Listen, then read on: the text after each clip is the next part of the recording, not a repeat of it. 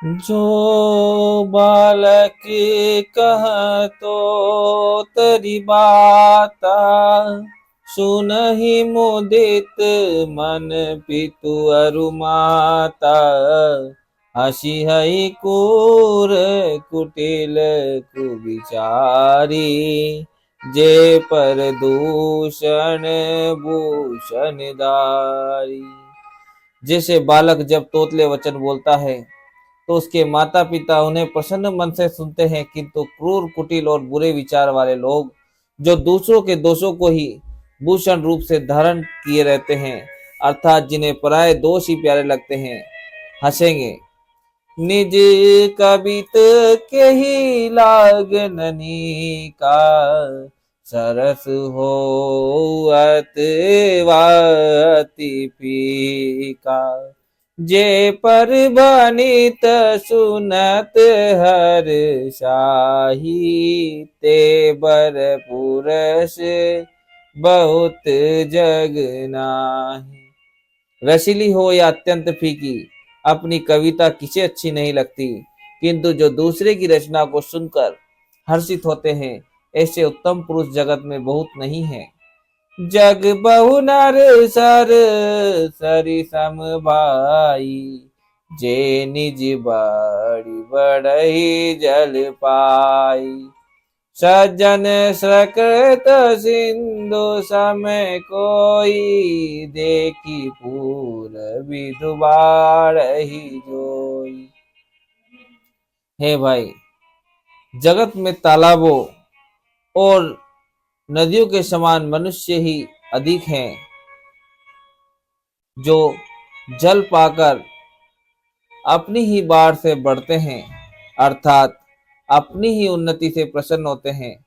समुद्र सा तो कोई एक विरला ही सज्जन होता है, जो चंद्रमा को पूर्ण देखकर दूसरों को उत्कर्ष देखकर उमड़ पड़ता है। भाग छोट अभिलाष बड़, करहु एक विश्वास। हे हई सुख सुनी सुजन सब, कल करी हई उपहास। मेरा भाग्य छोटा है और इच्छा बहुत बड़ी है, परंतु मुझे एक विश्वास है कि इसे सुनकर सज्जन सभी सुख पावेंगे और दुष्ट हंसी उड़ावेंगे। कल परिहास होइत मोरा, काग कहई कले कंठ कठोरा। हंस ही बकदा दुर्चातक ही, हंसहि मलिन खल विमल बत कही। किंतु दुष्टों के हंसने से मेरा हित ही होगा। मधुर कंठ वाली कोयल को कौवे तो कठोर ही कहा करते हैं, जैसे बगुले हंस को और मेंढक पपीहे को हंसते हैं, वैसे ही मलिन मन वाले दुष्ट निर्मल वाणी को हंसते हैं। कबित रसिक न राम पद नेहु, तिन कहा सुखद हास रस एहु। भाषा बनित बो मति मोरी, हंसी बेजोग हंसे नहीं खोरी। जो न तो कविता के रसिक हैं और न जिनका श्री रामचंद्र जी के चरणों में प्रेम है, उनके लिए भी यह कविता सुखद हास्य रस का काम देगी। प्रथम तो यह भाषा की रचना है, दूसरे मेरी बुद्धि भोली है, इससे यह हंसने के योग्य ही है। हंसने में उन्हें कोई दोष नहीं है। प्रभु पद प्रीति न सामुजनी की, तिनहि कथा सुनि लागे फीकी। हरिहर पद रति मति न कुतर की, तिने कहूँ मधुर कथा रघुबर की।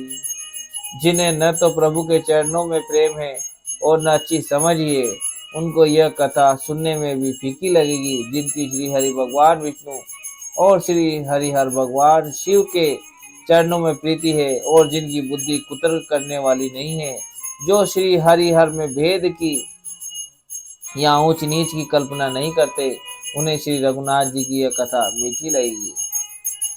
राम भगति भूषित जिय जानी, सुनहि सुजनि सरहि सुमानी। कभी न हो नहीं वचन प्रवीण, सकल कला सब विद्याहीन। सज्जन गण इस कथा को अपने जी में श्री राम जी की भक्ति से भूषित जानकर सुंदर वाणी से सराहना करते हुए सुनेंगे। मैं न तो कवि हूँ, न वाक्य रचना में ही कुशल हूँ, मैं तो सब कलाओं तथा सब विद्याओं से रहित हूँ। आय कर अरत अलंकृति नाना, छंद प्रबंध अनेक विधाना। भाव भेद रस भेद अपारा, कवित दोष गुण विविध प्रकार। नाना प्रकार के अक्षर, अर्थ और अलंकार, अनेक प्रकार की छंद रचना, भावों और रसों के अपार भेद और कविता के भांति भांति के गुण दोष होते हैं। कविता विवेक एक नहीं मोरे, सत्य कहूँ लिखी कागज कोरे। इनमें से काव्य संबंधी एक भी बात का ज्ञान मुझ में नहीं है, यह मैं कोरे कागज पर लिखकर शपथ पूर्वक सत्य सत्य कहता हूँ। बनीति मोरे सब गुण रहित, विश्व विदित गुण एक। सो विचारी सुने आई सुमति, जिनके विमल विवेक। मेरी रचना सब गुणों से रहित है, इसमें बस जगत प्रसिद्ध एक गुण है, उसे विचार कर अच्छी बुद्धि वाले पुरुष जिनके निर्मल ज्ञान है इसको सुनेंगे। हे रघुपति नाम उदारा, अति पावन पुराण श्रुति सारा। मंगल भवन अमंगल हारी, उमा सहित जय जपत पुरारी। इसमें श्री रघुनाथ जी का उदार नाम है जो अत्यंत पवित्र है, वेद पुराणों का सार है, कल्याण का भवन है और अमंगलों को हरने वाला है, जिसे पार्वती जी सहित भगवान शिव जी सदा जपा करते हैं। भनीति विचिति सुख विकृत जो, राम नाम बिनु सोह न सोऊ। विदु बदनी सब भांति सवारी, सोहन बसन जैना बरी नारी। जो अच्छे कवि के द्वारा रची हुई बड़ी अनूठी कविता है, वह भी राम नाम के बिना शोभा नहीं पाती। जैसे चंद्रमा के समान मुख वाली सुंदर स्त्री जब सब प्रकार से सुसज्जित होने पर भी वस्त्र के बिना शोभा नहीं देती।